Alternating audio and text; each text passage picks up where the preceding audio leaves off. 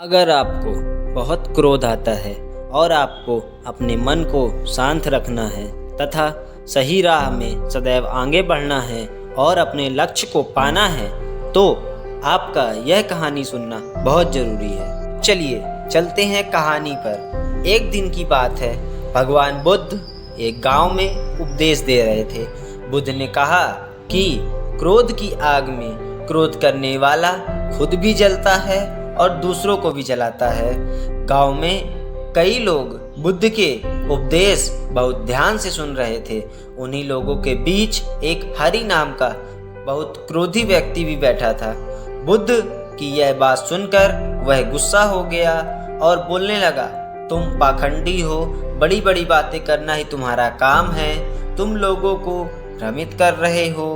हरि लगातार बुद्ध का अपमान कर रहा था। वहाँ बैठे सभी लोग यह देखकर हैरान थे कि बुद्ध ये सब बातें शांति से क्यों सुन रहे थे।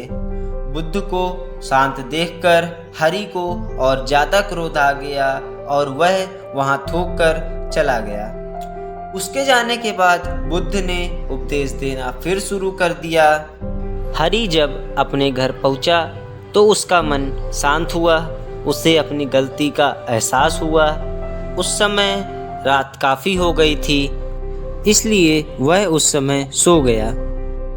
अगले दिन हरि सुबह जल्दी उठा और बुद्ध से क्षमा मांगने के लिए घर से निकल पड़ा, परंतु तब तक वहाँ से बुद्ध जा चुके थे और वह बुद्ध को खोजते हुए पास के एक गांव में पहुँच गया। महात्मा बुद्ध को खोजते हुए जैसे ही वह पास के गांव में पहुंचा और उसे महात्मा बुद्ध दिखे तो हरि उनके चरणों में गिर गया और क्षमा मांगने लगा। बुद्ध ने कहा कि तुम कौन हो और क्षमा क्यों मांग रहे हो। हरि ने बुद्ध से कहा कि क्या आप कल की बातें भूल गए, मैंने आपका कितना अपमान किया था। तो बुद्ध ने कहा कि मैं बीता हुआ कल वहीं भूल आया हूँ और तुम अभी भी वहीं रुके हुए हो। तुम्हें अपनी गलती का पछतावा है, तुमने पश्चाताप कर लिया, अब तुम निष्पाप हो गए हो।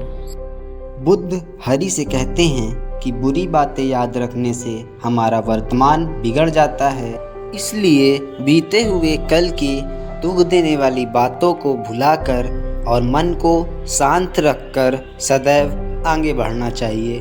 क्रोध हमारा सबसे बड़ा शत्रु है, इससे बचना चाहिए, तभी जीवन में सुख बना रहता है और हम दूसरों को भी खुश रख पाते हैं। क्रोध करने से हमारा मन सदैव अशांत रहता है, इस कारण से हम अपने लक्ष्य से भटक जाते हैं। इसलिए हमें अपने क्रोध पर नियंत्रण रखना चाहिए और सदैव अपने लक्ष्य को पाने की कोशिश करनी चाहिए।